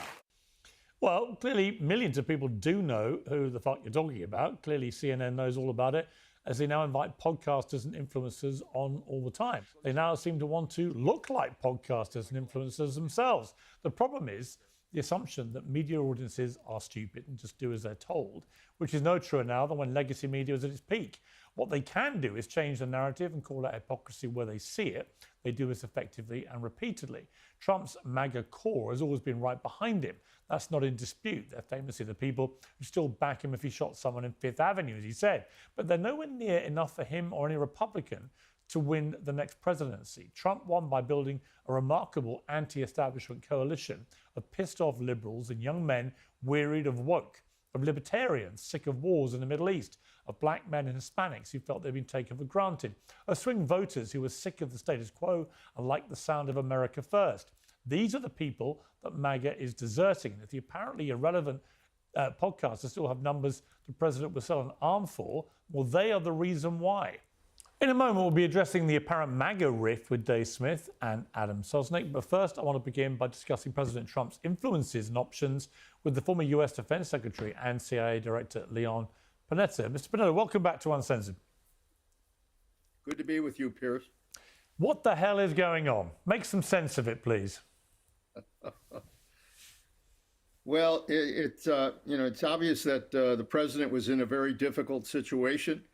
The regime change, which was, I think, the initial objective, was not working, and intelligence indicated that the regime is even more entrenched. I think the president wanted to declare victory and bring the war to an end. We certainly have achieved a lot of our military objectives there. But the problem was that with the Straits of Hormuz closed, frankly, Iran had a great deal of leverage, and there wasn't much chance of getting a ceasefire without the Straits being open. So the president faced a choice. Do you open the Straits of Hormuz militarily? Do you try to negotiate? Do you try to get our allies to be able to open it? He was struggling to try to find an answer. And evidently, there began to be some negotiations here. And now he's held up on strikes. And the hope is that they can find a way to open up the Straits of Hormuz. The Iranians are probably the best people that could do that because they know where the mines are and they know how to clear the straits in a much more rapid way than anybody else. When you were running the CIA, you must have, I guess, looked at the potential to affect regime change in Iran or do something about Iran, given the way its tentacles were spreading through the Middle East and in nefarious ways. But nothing got done. We've now heard that the Israelis had gone to President Obama and to President Biden and said, we're going to attack Iran. Are you with us? The answer came back no, and both times they then didn't do it. Do you think that Trump, in the end, succumbed to pressure from Israel to get involved here?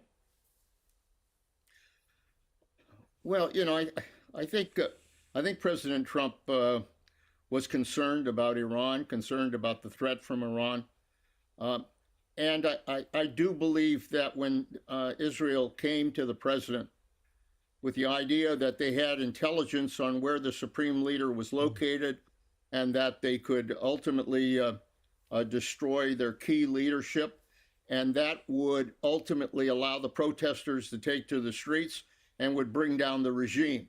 I think that was, frankly, something that Israel and then I think President Trump probably thought could happen. I think it was a little naive because the intelligence indicated that that the regime was much more entrenched than that. But nevertheless, they thought that could produce a very quick result and that the war could end quickly. I think that was a miscalculation on the part of both Israel and the United States. But any calculation about attacking Iran in the way that the United States and Israel ended up doing, it must have automatically factored in something going on with the Straits of Hormuz, because that would be the most obvious, it seems to me, way that Iran might retaliate would be economically, because they can't compete that effectively militarily. And I would have thought it would be reasonably obvious that they may also attack some of their Gulf state neighbors in the way that they have done, oil refineries and so on, if their own refineries came under attack. None of this seems to me to be exactly rocket science. And yet the administrations of both countries appear to have been taken a bit by surprise, or have they? No, I think one of the concerns is that there wasn't a lot of time kind of considering the consequences of what could happen when you attack Iran. I mean, we had looked at the potential of some kind of conflict with Iran, and it was very clear to all of us that one of the first things that Iran would do is close the Straits of Hormuz. It's an obvious result. It's easy to close, and it can impact on oil prices and creates a tremendous amount of pressure on whoever's attacking Iran. So what concerns me is I think they really didn't focus on that as a very real consequence. They seemed ill prepared to deal with it rather than having a plan of how you would maintain the straits to be open.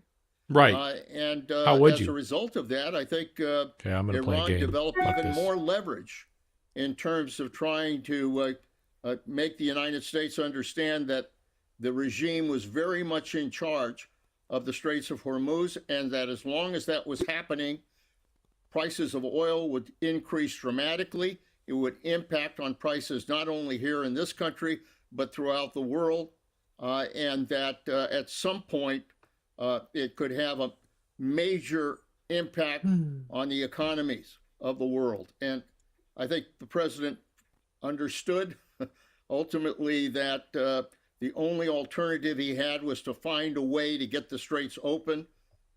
Now they're hopefully in discussions, and if they can open the straits, I think there is a chance that perhaps this war could be brought to an end. I mean, Iran still possesses the same enriched uranium it had before this war started. It's clear that, because Netanyahu has said so publicly, that air power alone cannot win this war in the way that they originally intended, which would include getting their hands on the enriched uranium. Is there any other way to get that enriched uranium, assuming the Iranians don't just hand it over as part of a deal, which I think is extremely unlikely? Is there any way to get it other than to use ground troops? And how big a risk would that be for Donald Trump to commit US ground forces? Well, look, there's no question that would be a very tough military operation. This stuff is buried deep in the ground. Nobody has any easy access to it. They would have to be able to rappel down and probably face a tremendous amount of opposition there, since it's such a clear objective for the United States.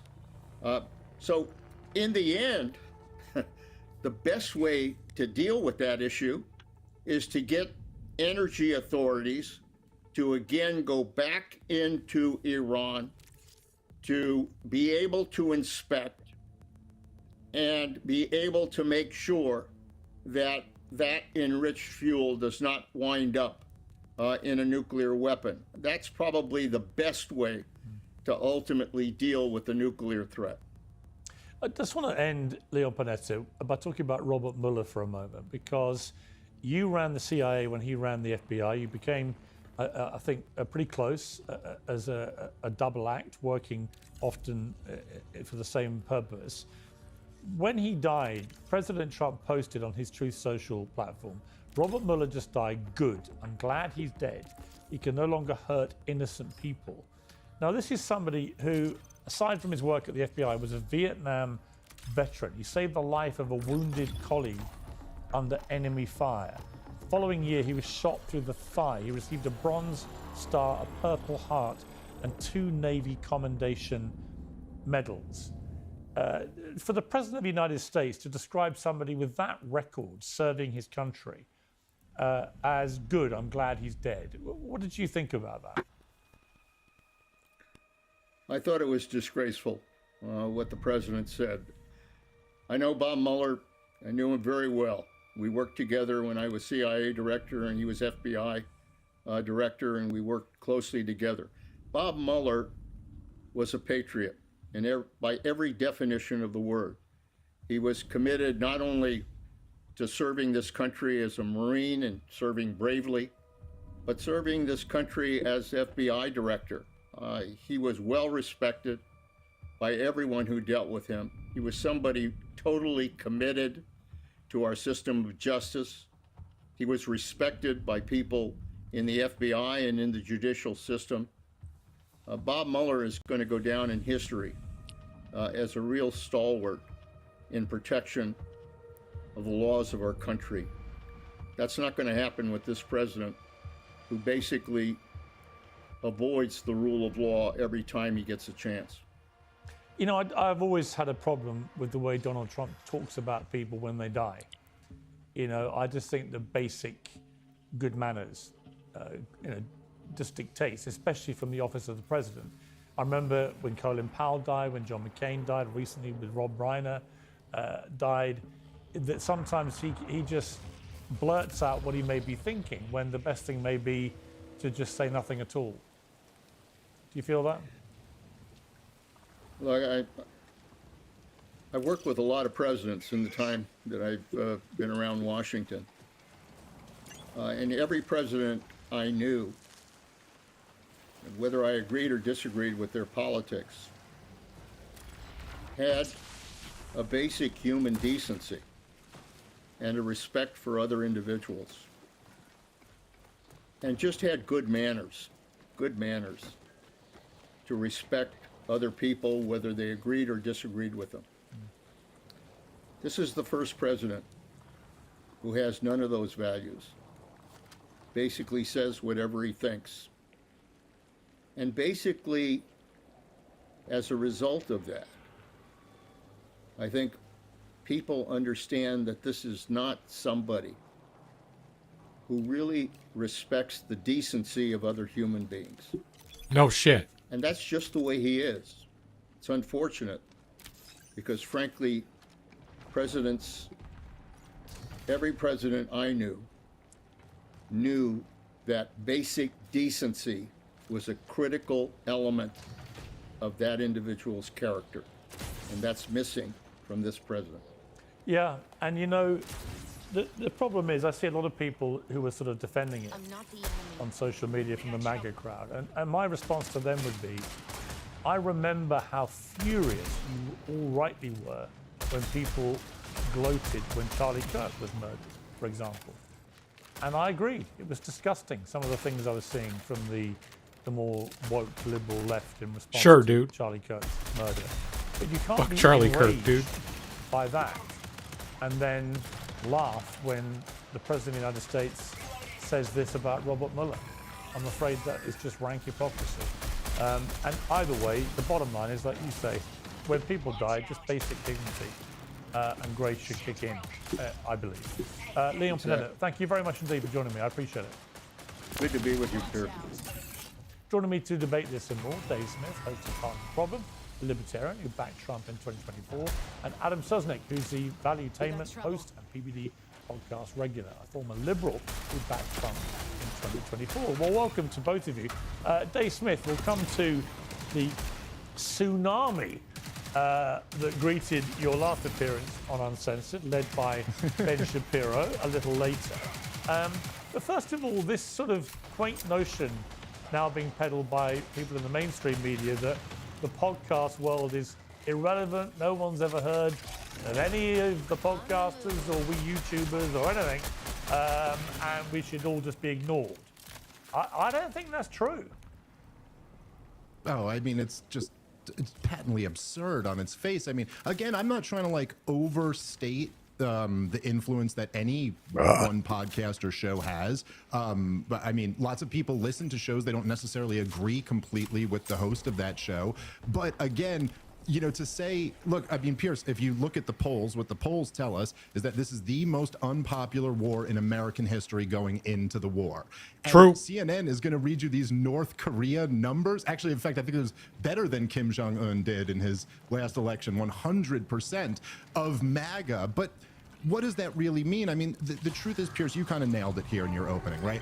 Even when Joe Biden was clearly senile and was forced to pull out of his re-election campaign, the majority of Biden supporters still supported him, you know, and like there was still going to be like 40-something% of the electorate would have voted for Joe Biden. Now, that wasn't enough, though, and that's why they forced him out, because you need a coalition to carry you here. So this comes down to like how you're defining MAGA. If you want to say Joe Rogan and Theo Vaughn and Andrew Schultz and all these guys, they're not MAGA. Well, okay, but they were relevant enough for Donald Trump to go on all of their shows in the campaign. And the point is that the coalition that got Donald Trump elected in 24, that got him for the first time ever to win the popular vote, that coalition has been destroyed. And the final thing I'll say is this, Pierce, I made this prediction on my show the other day, but right now you kind of have these two, broadly speaking, camps, say Megyn Kelly and Tucker Carlson and Candace Owens, maybe people like me, who are saying the coalition has been destroyed.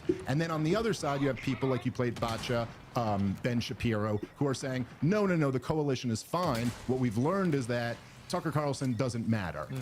Give it a couple months, Pierce, and I promise you, everyone on that side will say the coalition has been destroyed and it's Tucker's fault.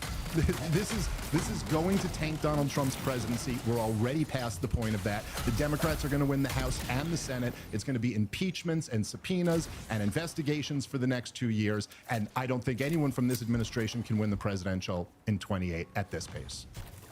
Right. Well, Adam, you're part of a very successful podcast. Patrick Bet-David's been a regular on the show, as have other members of your great team. And, you know, I would say just from a personal, you can only judge it personally, I guess, but I've been on some of the biggest TV shows, mainstream TV shows, you could think of, right? America's Got Talent for 6 years. Britain's Got Talent. I replaced Larry King at CNN. They aired my show 3 times a day in America and around the world, and so on and so on. And what's been fascinating to me in the last couple of years is I get more people come up to me in the street, wherever I am, whether it's New York, LA, London, Sydney, the Middle East, whatever. More people come up, and they're a bit younger than came up when I did any of those shows. And they're all coming up about my YouTube show, and they're all watching it avidly, and they're watching other shows like yours, like Dave's, Tucker, because they talked to me about all this. I had 2 guys last week from Denmark, 19 I think they were, stopped me in the street in West London. Passionate viewers of Uncensored. Right? It was really fascinating to talk to them. So I just think this idea that people who operate away from mainstream media now, like you, like me, like Dave, like others, that we're kind of irrelevant and no one knows who we are, is completely contradicted by reality. I just see it in the streets. So I don't know whether it's self-preservation going on, that the mainstream media doesn't want to accept there's been a shift in power, but what do you think? So we're talking about the mainstream media, so how much trust do you have in the mainstream media? But yeah, right. So let me answer that. So number one, Pierce, great to be with you. Dave, good to see you. It's been a little while, and thank you for dressing up, Dave. The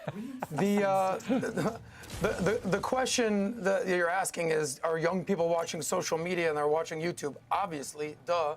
My mom still watches the news at 8 p.m. and if she misses it, that's it. She doesn't see it. She hasn't figured out how to get on social media. She still tries to ask me how to find me on YouTube and on Instagram. But yes, the 35 and under crowd is on social media, and I'll tell you an anecdote. I'm a registered independent. I've never voted for Trump, and then I, had common sense and realized you vote for Trump, who might be brutish and an a-hole, or you vote for a weak, feckless, over here, I wouldn't even call it leader like Kamala, and obviously the choice is pretty easy. But I would debate with my liberal friends, one that was very, very, very tight with the Clinton people, part of the Hillary campaign, and he noticed as I was starting to become more, let's just say, less Trump hating. This is in 2023, 2024, run up to the election. And then he goes, dude, I don't even know what happened to you. You're like full on MAGA now. I go, no, I just have. Oh yeah, what sense. are you? I see what's going on the radical left, and it's so un-American to me. And he goes, yeah, you're just in your little YouTube world. I'm in the real world with the real politicians and the real polls. I got the real stuff going on. I go, hey, buddy, his name is John. I go, John, this is the real world now, guy. Yeah, well, we'll see. So obviously, we see what happens in the election. This is not the type of person that likes to apologize, right? Comes up to me and he goes, Adam, I was dead wrong. You're right. This is a new YouTube world. Congratulations on all your success, Pierce, and welcome to the YouTube world. It is what it is. Okay, well, we're sort of in broad agreement there. Let's get to broad disagreement, I suspect, which is the way this war is playing out. I mean, Dave, I've really struggled to work out the upside for Donald Trump from the start of this. Doing this so close to the midterms, doing exactly what he said he wouldn't do, which is he was going to stop, attacking Middle Eastern countries. It was all going to be America first, a premium on sorting out American problems in America. And then suddenly he launches a war on one of the biggest countries in the Middle East, certainly one of the best armed. And all hell has broken loose, not least to the global economy, which is inevitably going to have, and already is having, a very detrimental effect on living standards for average Americans. If I'm an American that voted for Trump, I'm like, I don't get this. I might in a poll say, I get it, but I don't think I really get it. Yeah, and then you also have to consider there, Pierce, right? Like there's a sizable percentage of people who support Donald Trump, who approve of the job broadly that he's been doing, who maybe, look, we're 3 weeks or whatever into this, go, all right, I'll kind of give him a chance, we'll see. But if this doesn't turn into any type of win, and if it turns into a clear disaster, which it already seems to be, that's only going to hurt him more and more and more. I think, look, Pierce, it's despite the fact that it is not in my incentives in some way as like a political commentator, like I hope this whole thing just works out great. And then I know that all the people who don't like me will say, ha ha, you were warning that this would be a disaster. I hope that I would would much rather take that deal and live in that. But here's the other element there is that we had the 12-day war in the summer. And I've certainly heard, I heard at the time, some on debates that we did on your show and others, and I've heard nothing but since then on social media that, oh, you guys were so stupid. You were warning about exactly what we're seeing right now, which is what all of us were warning about who are critics of the 12-day war. And Iran didn't do that. And they were like, look, we got away with it. One and done. No Americans dead. And that's it. We don't have to do anything else. They spent the following 6 months bragging about how the nuclear threat had been totally obliterated. Now we find ourselves, Piers, back in this same situation. And as I mentioned last time on your show, the big picture here is that clearly the calculation changed for Iran. They no longer feel that it's in their incentive for self-preservation to not strike back and kill Americans or not do maximal damage. And now, clearly, with a younger, more radical Ayatollah who has not promised to not build nuclear weapons, they've made the calculation that actually they can't not give us a bloody nose, that they have to really make this cost us. Otherwise, we'll be back in another few months doing it again. And of course, at the beginning of this war, Donald Trump said this was a full regime change war and called for the people to rise up and overthrow their government. And the people did rise up, Pierce, in support of their martyr Ayatollah and in support of this regime. I know you saw some of those aerial shots. There must have been hundreds of thousands of people out in the streets in Tehran, in the most liberal part of the country, supporting the regime. So I'm sorry, at this point, this just looks like a catastrophe. And the best we can hope for at this point is that it only ends up killing like 10,000 people, and it only ends up costing tens of billions of dollars rather than the 200 that Secretary Hegseth has asked for. And this all relies on two major factors. Think about this, Pierce. It's not just that Donald Trump has to call it quit and declare victory or whatever, but then we got two other entities that are majorly involved in this war: Iran and Israel. Now, we know at this point, Iran is saying they're vowing not to stop. They talk a lot of bluster. Who knows? Maybe they will. But Israel, Pierce, we all know they want the regime change here. In the 12-day war and in this war already, they've hit targets after Trump has clearly asked them not to. Who's to say they don't continue doing that? And it begs a real question of how we get out of this quagmire. Yeah, 3 weeks in, we're already there. Right. So, Adam, you've had a little spat with Dave on social media. When he called it an illegal war of aggression on X, you said, come on, guy, read the room. Dave responded, let's not pretend you read, Adam. To which you replied, I'm able to read scoreboards. You are losing big time. Do you still feel that? I mean, do you still feel that? Because I would argue that the scoreboards militarily absolutely would show that the United States and Israeli combined forces have inflicted enormous damage on Iran's military capability. I think that's inarguable. However, what I don't think has been properly factored in by the Americans and Israelis is the ability of Iran to wage an economic war in parallel to a military war. And that by controlling the Straits of Hormuz and by attacking, as they have done, their neighboring Gulf states, both oil refineries and tourist hotspots and so on, they've managed to freak everybody out, and they freaked the global markets. And this is incredibly damaging to Donald Trump, because every day that Straits of Hormuz is shut, coming through the US economy and the global economy, but the US economy, you know, when fertilizer, when the impact of that being stopped comes through in a couple of months' time, it takes a while to cut through to the actual people of America. But it will, and when it does, it's going to be very damaging. Do you not think that the longer this goes on, the more of a miscalculation has been made here? Look, I'm not the Trump is the all-be MAGA guy. I'm the guy that was like, yeah, I'm not so sure about this Trump guy. You know,